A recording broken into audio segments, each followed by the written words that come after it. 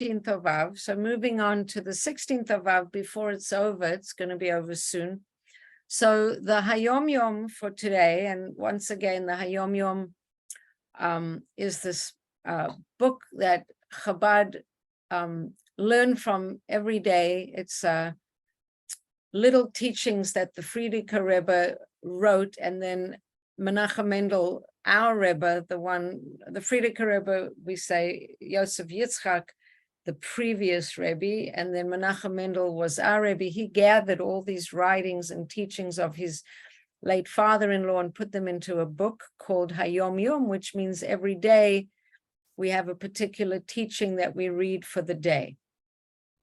So the Hayom Yom for today, the 16th of Menachem Av, and by the way, the month of Av, we call, or some people, or I know Chabad calls Menachem Av. So even though Av has this aspect of destruction, despair, Tisha B'Av, the fast, Menachem Av is that there's also this aspect of comfort in the month. So from 0 to the 9th, we have the 9 days, but then moving on after the 9 days till Tu B'Av is the full moon, the light of the full moon. It's a special quality of the moon on the 15th of Av. It's kind of a much more comforting element, and then the rest of Av we in a kind of more positive state. So it's called Menachem Av, not just, which means comfort, the comfort of Av. So the 16th day of Menachem Av have a teaching about the Baal Shem Tov, that the travels of the Baal Shem Tov, when he first revealed himself, were for 3 purposes. Number 1, the redemption of captives. So this was a real problem in the time. So I guess the Baal Shem Tov lived in the early 17th century, I believe. There were a lot of Jews who rented from Polish landowners, Polish, Russian, I guess, many different landowners. And if they couldn't pay their rent, they were thrown into jail. So one of the jobs of the Baal Shem Tov was redemption of captives. Then the next thing, buttressing Torah and piety. And third thing, the revealing the inner Torah. So revealing Chassidus and strengthening Torah. Now, just going back to this idea of redeeming of captives, it's interesting that in Chassidut, the Arizal, he's like one of the foremost Kabbalists of that we base a lot of our understanding on Kabbalah, right? The Zohar was written by Rabbi Shimon Bar Yochai. He was alive at the time of the Romans, and he was sentenced to death for speaking against the Roman establishment and the army. So he was in hiding, and he was in hiding together with his son. And while he was in hiding, he got downloads of a lot of information. Downloads, I guess he was taught by higher beings. And he was in this cave for 12 years. And he came out, and then he presented to the world the Zohar, but we really didn't understand a lot of what it was. Now, Arizal came and explained a lot of the Zohar, and the Arizal's student, Rabbi Chaim Vital, wrote many of the explanations that the Arizal presented to the world. So I'm sorry to interrupt. Did you say when the Arizal, the time frame of when he was alive, or no, you didn't? I didn't say that, but I can tell you now. And remember, I told you, because it was his yortzeit on the 5th of Av, that the Arizal was only in Sfat and teaching in Sfat for 2 years. And maybe like the 1500s. all of what we know from him, is what he shared in those 2 years that he came to Sfat. So let me tell you when he lived. And he lived in the hundreds. That's what I thought. So, yeah. Thank you, thank you. It uh, gives a frame of reference. Right. He passed away in 1572. And So then the Baal Shem Tov was like in like the late 1600s or 17 or whatever. 17, I think. Let's Because you said 17th century, and Yeah. I thought it was. okay. So let's It's, just sorry, it's not really so important. I'm just no, it's good. It's good. Let's to get a timeline, you know. yeah, it's good. So yeah, 1698. So he's kind of Okay. at the end of the 16th century, the 1600s. Yeah, 1698. Thank you. Yeah. Good to That know was when he was historically, you know, born. where we are. Oh, he was born in 1698, but he died in 1760. So he was into the beginning of the 17th century, 1700s. So the Arizal, one of the basic ideas of the Arizal is that in every object in the world, well, let's go back when there was creation of the world, and there was at the beginning of creation, there was this intensity of energy building up, and it kind of, there's a concept in Hasidus of breaking of the vessels, and somehow it's hard to imagine. We can't say Hashem made a mistake, but the way the world was created, there was some kind of gathering of energy and a dissipation of energy, and then there was another gathering of energy, which led into the creation.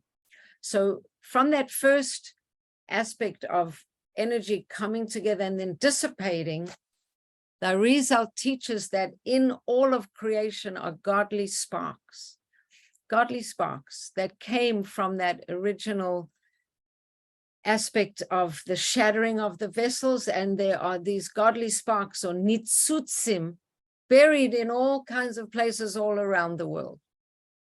It also fits in with the fact that God creates the world, and in every aspect of the world is a spark of godliness as well. So there's godliness invested in all the world, but there's also an idea that there are little sparks of holiness almost held captive in many parts of the physical world. Including human beings. And including human beings. So it's interesting that one of the tasks of the Baal Shem Tov was this redemption of captives. So on the one hand, it's actual Jews who couldn't pay their rent, or they were in debt and they were thrown into debt jail.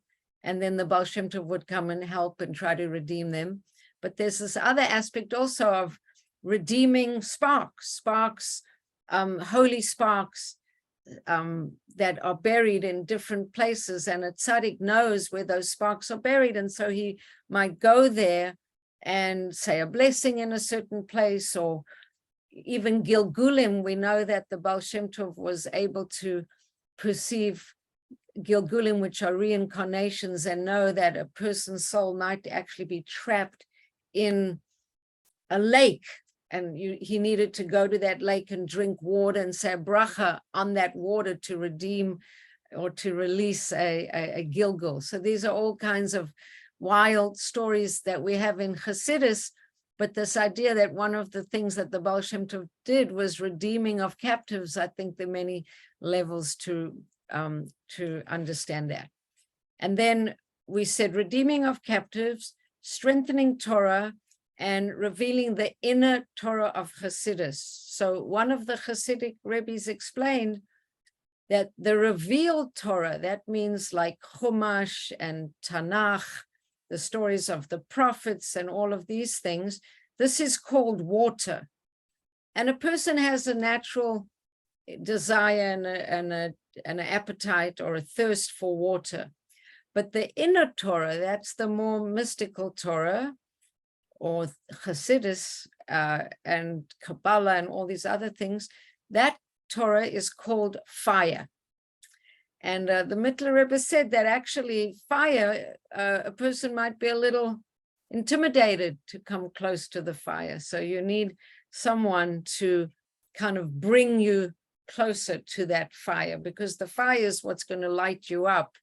And keep you enthused. So another one of the Baal Shem Tov's tasks was revealing this fire aspect of Torah, the inner aspect of Torah. So we know that, of course, there was a whole movement against this revelation of inner Torah. That's, the Mitnagdim, they were against it because they felt that it was too hot to handle, really, the mystical aspect of Torah. But from the Baal Shem Tov's point of view and the point of view of Chassidus, this fire creates an enthusiasm and a liveliness that I know there's Hasidic rabbis who, I can't remember which one, who it might have been the Baal Shem Tov, he put his hand on someone's heart and said, may you always be a warm Yid, and there's a thing in Hasidus not to be cold, not to be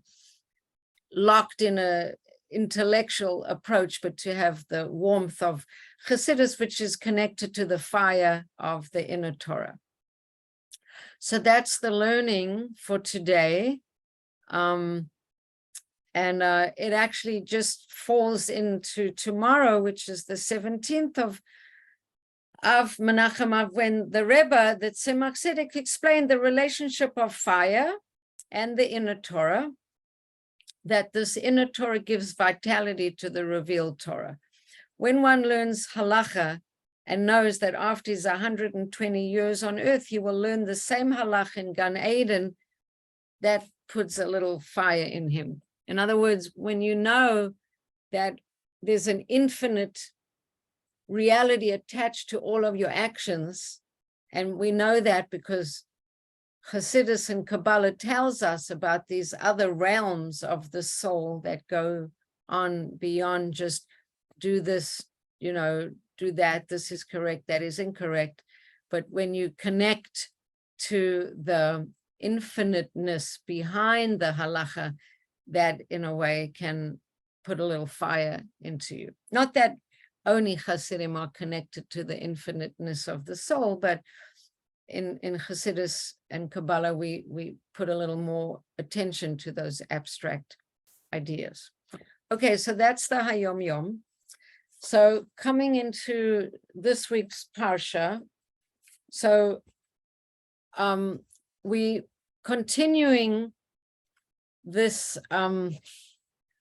teaching marathon that Moshe is going about, which is that for the 40 days before he passes away, he's basically reviewing with the Yidden everything that happened to them since they left Egypt. And he knows he's entrusting them to the leadership of Yehoshua, but he's trying to give them as many pointers of strength that he can. And he's also reviewing a lot of the events that had preceded, a lot of the events that had happened to them while they were on their journeys through Egypt. And he's reminding them, remember when this happened, remember when that happened, remember when you challenged me, remember when Hashem got angry with you. And so that's what today is all about. So he starts off in the Parsha, and he's telling them about a lot of their rewards. So basically Moshe tells the Yidden that if they would be careful to perform all of Hashem's commandments, even the seemingly minor ones, Hashem would provide them with all the material means that they would need to fulfill your will, to fulfill his will. So it starts off, and the Hebrew words is Vahaya Eikev Tishma'u. If you will heed, if you will take note of Hashem's ordinances, then Hashem will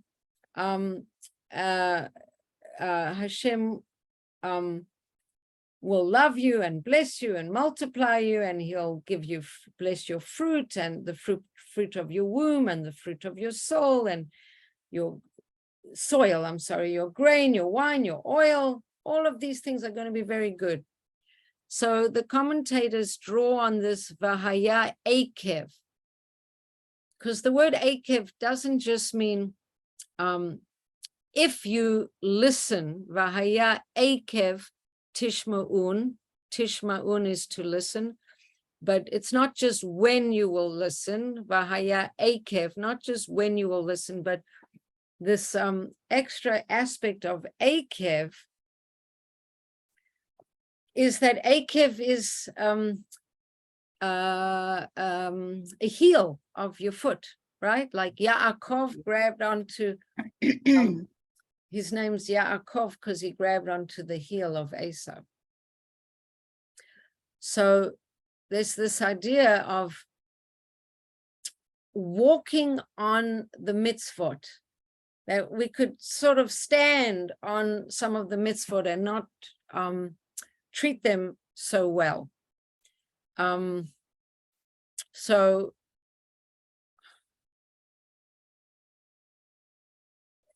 there's a teaching that when we're looking at the mitzvot, not to make a distinction between the mitzvot that we think are important and the mitzvot that we think are less important. So I'm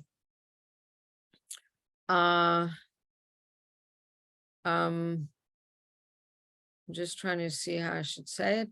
So we should take care to fulfill the seemingly less important commandments with the same devotion with which we fulfill the seemingly more important ones. And there's something about this connected to the word Eikev. So let me just try and find a better way of explaining it. This Eikev piece, because it is the name of the Parsha. And it is connected to this idea of stepping upon, stepping on.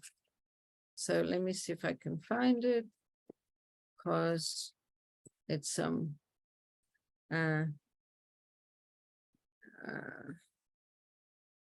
okay, yeah. So she'adam da ba'akav, she'adam dash ba'akevav, that a person tramples upon with his heels. Like there's a hint there when it says, listen to all the mitzvahs, even those that you might trample on with your heels, those you should also listen to. So that's one of the aspects about this parsha, is it's saying, pay attention to all the mitzvahs that we don't really know what is. It says in Pirkei Avos, we don't know what's like a more important mitzvah and what's a less important mitzvah, because we coming with our perspective that isn't Hashem's perspective. So that's sorry to interrupt. I just pulled out my information. Right, it says hearken, right? That's the word that we consider as Eikev. Do you mind that I'm interrupting and asking? No, I actually like it that you're interrupting and asking, and you're not really interrupting, you're asking me a question. So I'm clarifying, yeah. What is the word that you use? Because hearken, no, I don't know what that means in English. Hearken is tishma'u. Oh, that you should listen. Okay. So what exactly is Eikev? I think it's when. When tishma'un. It's kind of like a funny little word that doesn't really, it's hard to get into what it's meaning, but the hint of it is this trampling on the mitzvahs, but the actual, it's like, if you're listening, when you listen, while you're listening, but the listening is tishma'un. Tishma'un, which is connected like the word shema, right? So it's like in the action of you listening, right? In the process or something like that. Okay, thank you. Yes, but I don't mind you asking because it's important. Clarifying, yeah. Yes. So that's the first thing. So if you listen and when you listen, and the way you're listening is that you're paying attention to the little things and the big things, you're going to get all these blessings. Grain and wine and oil and all these things. And then we also going to have no sterile males or barren females in your cattle, and you're going to have no sicknesses. And you're also not going to have the diseases of Egypt. which is very interesting. It says he's going to give those to your enemies.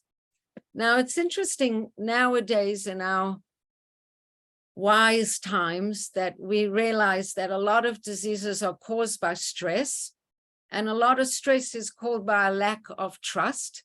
And if we are truly connected to Hashem and feel like he's taking care of us, and we in sync with our what we call divine design, then a lot of the diseases that come upon other people who are stressed and anxious and worried and don't have this relationship with a nurturing, caring God that has prescribed things for them that help them to thrive, then it's interesting, because we believe that our lifestyle, the way that Hashem has prescribed it for us, is a lifestyle for maximum thriving, families, taking communities, taking care of each other, letting the land rest, we resting once a week. There's a lot of things built into the system that if we in sync and if we trusting and if we relax, trusting in God is actually a great recipe to avoid a lot of the dis-ease of the world, right? The dis-ease. So there we go. So then it says, and if we do all of that, then what's going to happen? You don't have to fear other nations, and then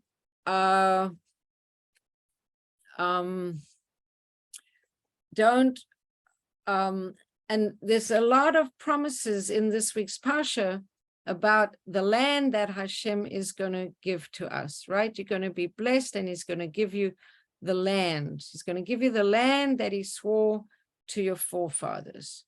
Okay, and then you might be afraid of the other nations, and you shouldn't be afraid of the other nations, and Hashem is going to take care of you.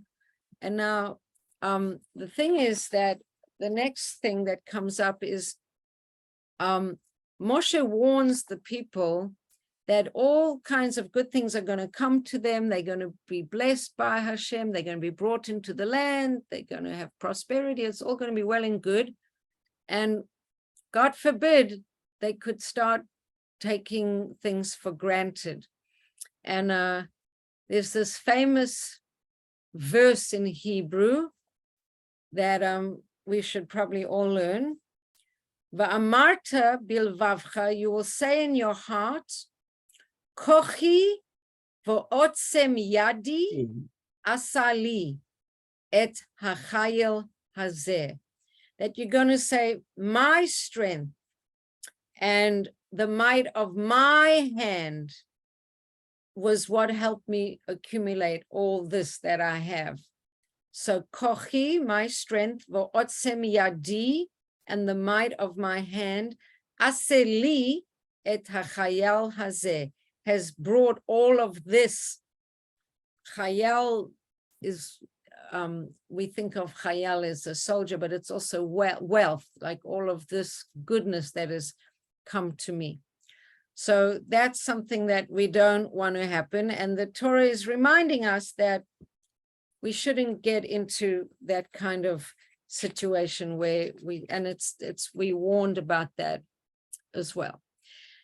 And then, as I said, Moshe is reminding them about a lot of mistakes that they made, going through the desert. There were lots of things that they did wrong. And then one of the things that he reminds them, of course, is the golden calf. And there's an interesting little explanation on this, that Moshe said to the Jewish people, when I saw that you had made the golden calf, I grasped the 2 tablets and hurled them from my 2 hands, shattering them before your eyes. So one of the commentators said, what does it mean that Moshe Rabbeinu grasped the tablets? He was already holding them. He didn't have to grasp them. They were in his hand. He could have just dropped them or thrown them down. Why did he grasp onto them? So actually very good interesting explanation about a leader taking responsibility for his actions and even the actions of his people, that there's an interpretation here that Moshe grasped onto them to take ownership of them in a different kind of way. And then when he was holding them in a very definitive way, when he threw them down, it was like he would take blame for throwing them down. So not only did he break the tablets in order to destroy the evidence of the Jewish people's covenant with Hashem that they had just broken, not only was he willing to give up his life in order that God forgive the Jewish people, he even took upon himself the blame for breaking the tablets. Like he grasped onto the tablets. And so, and he wasn't even around. He certainly didn't, he wasn't to be blamed, but this extra, and he grasped hold on them. Ve'et posh vishnei haluchot.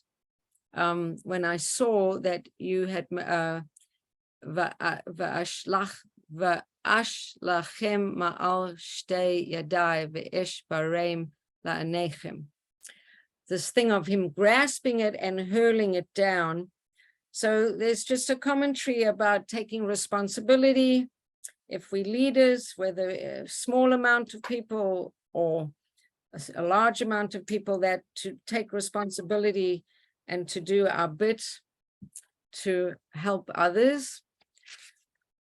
And really what I wanted to talk about more than anything else was this piece about loving Eretz Yisrael, because there's a lot in this week's Parsha about the land of Israel, that Hashem is bringing us, that he brought us into the land, and it speaks a lot about the land. And then there's a piece that it says, first of all, just before we get to the land, Hashem said, I gave you man in the desert so that you should know, Lo al halechem levado yichiyeh hadam. That's that famous expression, we don't live by bread alone. Ki al kol motza pi Hashem yichiyeh hadam. But we live through what comes from the mouth of Hashem. Not on bread alone do we live. And then talking about the land, it's so many beautiful things about the land of Eretz Yisrael. It says, for Hashem your God is bringing you to a good land, a land with streams of water, of springs, underground water coming forth in valleys and mountains. And then this famous piece of the Shiva Minim, a land of wheat, barley, grape, fig, pomegranate, a land of olives and honey, a land where you will eat bread without poverty, you will lack for nothing over there. And then this is a piece of benching, you will eat and you will be satisfied, and you will bless Hashem your God for the good land, that he gave you. So this we say in benching, v'achalta v'savata uvarachta es Hashem Elokecha ala aretz hatova asher natan lach. And again, just don't forget to keep the commandments. And this has a lot of important stuff, this parsha. I don't mean to interrupt. Yeah, there is a lot. Because I learned from a different teacher, as you know, Diane, something else that we learned inside very closely was the second paragraph of Shema. Yes. So okay that I add that? Of course. Now I wanted to come into this piece about the land of Israel, and it talks about a little bit more about that. So there's the second verse in Shema is over here, and then it says also the land of Israel is a land flowing with milk and honey. And then this is what I wanted to spend a little bit of time. It says, for the land to which you come to take possession of it, it's not like the land of Egypt, from where you left, where you would plant your seed and water it by your foot like a vegetable garden. But the land to which you cross over there to take possession of it is a land of mountains and valleys, By the rain of the heavens, it drinks water, a land that Hashem your God seeks out. The eyes of Hashem your God are always upon it. So Rashi goes into quite a lot of lengths explaining to us, first of all, they might have thought that the land of Egypt was more fertile, more beautiful, more special. The land of Egypt was a very special land. So Rashi, which is interesting, I mean, it was a center of culture and it was the most sophisticated and developed country at that time. And so Rashi brings us a medrash, and he says that it's let's just see here. So the Torah says that Hebron had been built 7 years before Zoan of Egypt. What is Zoan of Egypt? So this is another, this is I guess one of the fancy cities in Egypt. The same person built both Hebron and Zoan. Who was this person?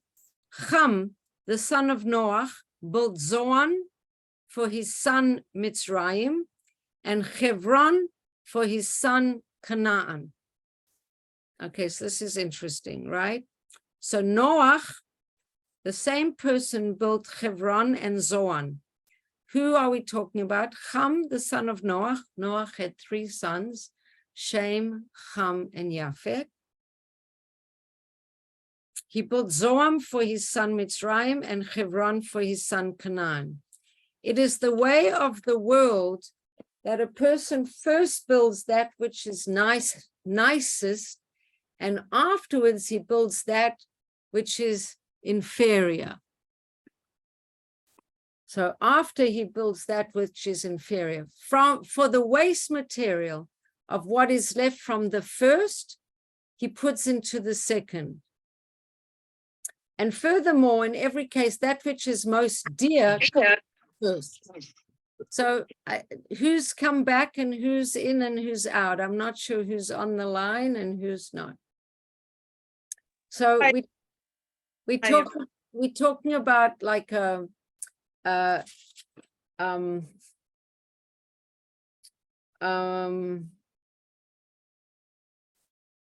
so it says the Torah tells us Hebron had been built 7 years before Zoan.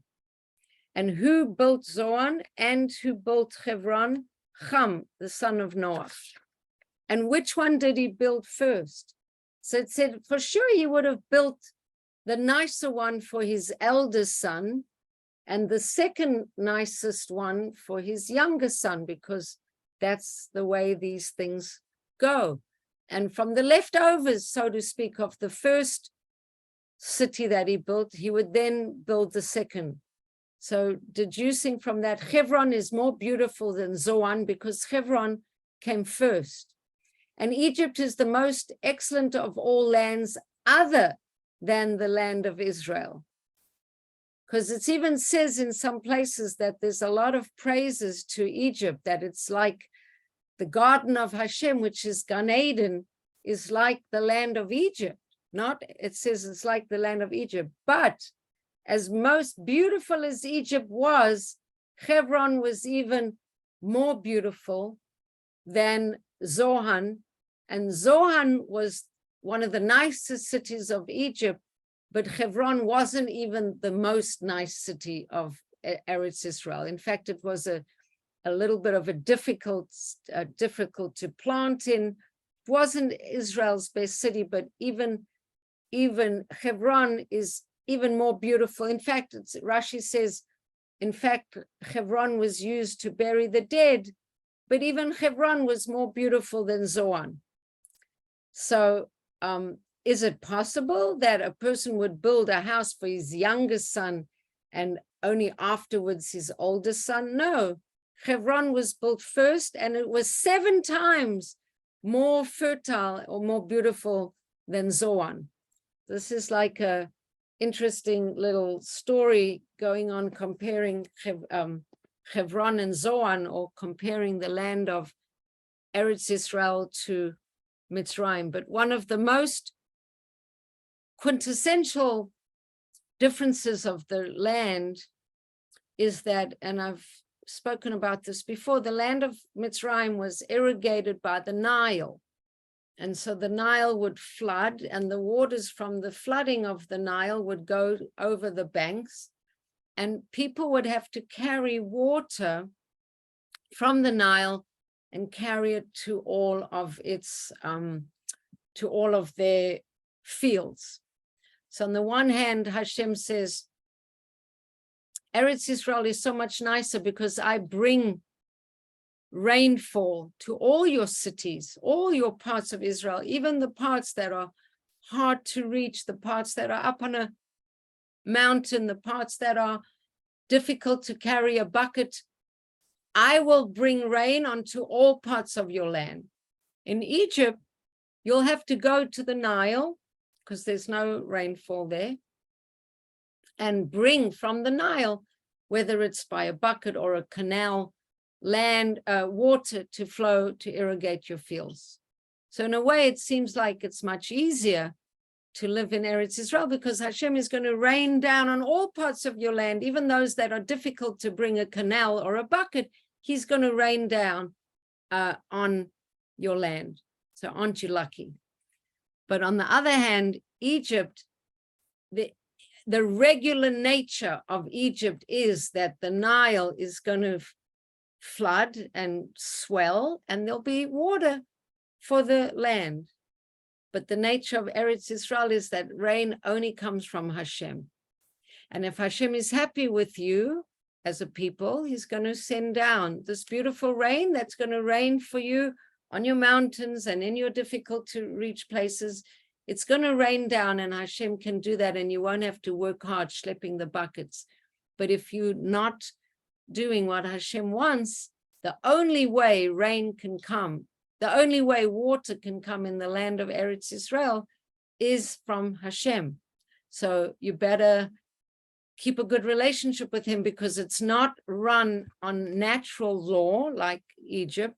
It's run on Hashem's chesed, sending you water when you deserve it and withholding water when he feels you don't deserve it. So that's why when there's droughts in Eretz Israel, it's a big time of tshuva and davening and calling in the tzaddikim, because it's not like a land like other lands. It's a very special land. It's a bountiful land. It's a beautiful land. It's the land of the Sheva Minim, but it's also land where the bracha and the rain is tied to Hashem feeling that you in sync with his plan and you in sync with him, and then he bestows it upon you as a gift and as a chesed.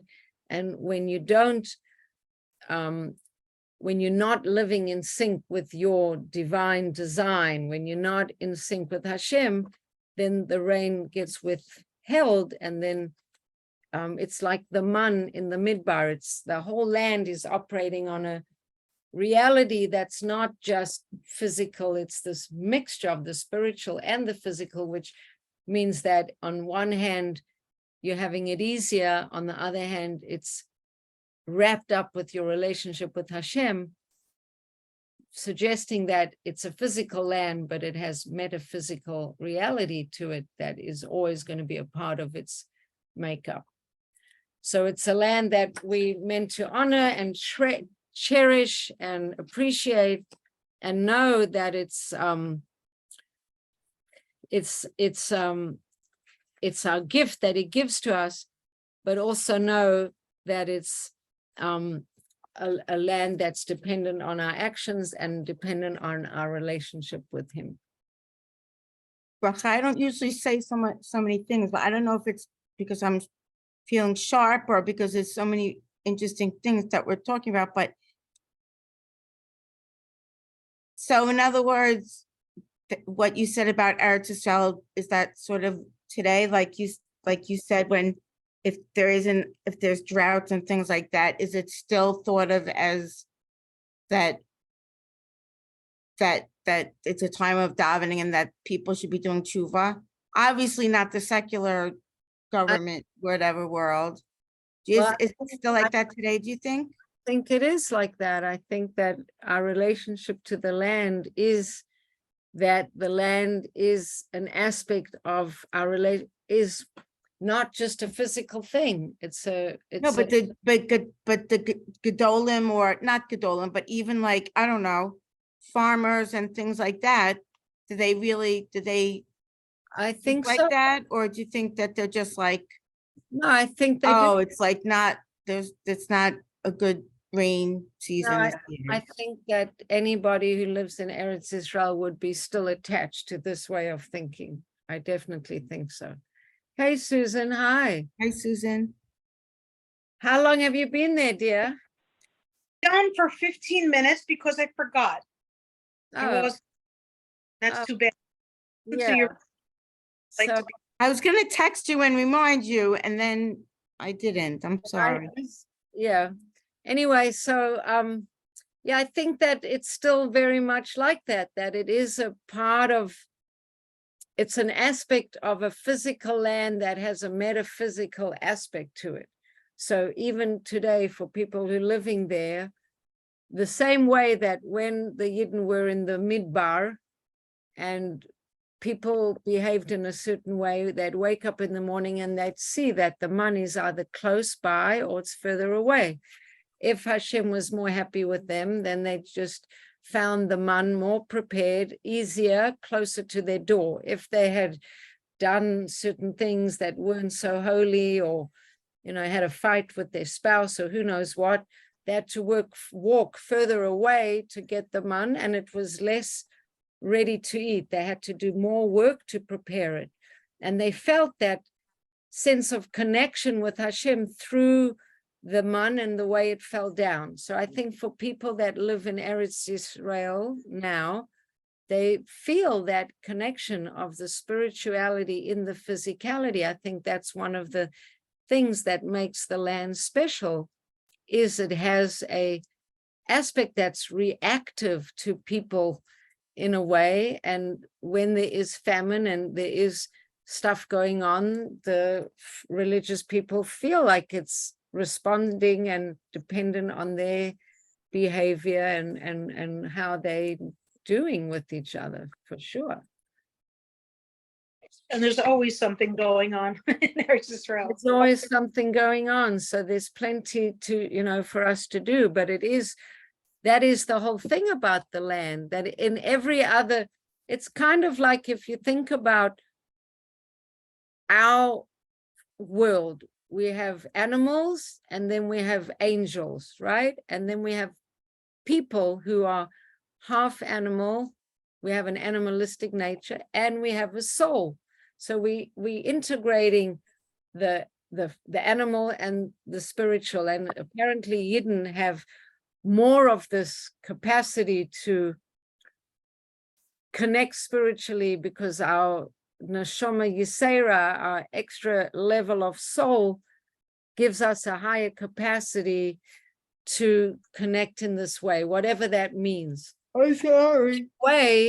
In the same way, the land of Israel is a physical land, but has more of a metaphysical aspect to it than any other land. So in any other land, the physicality of the land is more separated from the spirituality of the land. But in Eretz Israel, the spirituality and the physicality feed off of each other more than other lands around the world. So when it says Hashem's eyes are constantly on it, the aspect of the fact that it's more spiritually reactive to what's going on with the people, it's kind of like a living, breathing entity that's responsive in a way that is more than other lands. So it's something for us to try to tune into. But I'm sure that people who have spent time there feel it, that, you know, there's the chapratis there in a more revealed way. And that's all part of the aspect of the land being more spiritually responsive in some way, whatever that means. So There we go. That's the Parsha contribution for tonight. And alerting us to the blessing of the land of Israel. And I encourage you, if you can, while you're looking at extra Perushim about the Parsha, to pay attention to the blessings of the land and the 7 species of the land, and the aspect of the land that is showing it to be a living entity in a way. That idea that if you don't deserve to be in it, it'll spit you out. What does that mean? It means that it has a sensitivity, the land. What does that mean? Think on it. Bracha, what's it called? I just realized it now, only because Diane in her class yesterday went through the second piece of the the Shasa Emes, right? So that's talking about what you just said. right. Well, it's all If connected. you, right, Right. If you listen if to you, right, then you'll listen, let- they're going to get these blessings. They're dependent. right. There's a reciprocity of the relationship through the land. The land is the way that reciprocity manifests. I'm sorry, I'm yawning. I'm not tired. I just, Don't worry. No apologies. I have a Anyway, piece. You're partially there. You're a landowner in the Holy Land. a landowner in the Holy Land. So yeah, we need to talk about it and spread the good word. Yeah, Amen. the good word about the Holy Land. Yes. All right, everyone, have a beautiful Shabbos. Thank you for listening. I'm sorry we disrupted the regular schedule, but it was unavoidable. And please God, next Wednesday, we will be regular on Wednesday. And there is a mini retreat if anybody wants to attend from 10 to 5 at my house. Meditation, Torah, lunch, hiking. If you're interested, let me know. Okay, otherwise, good night, good Shabbos. thank you. All right. Thank you so much. All right, bye.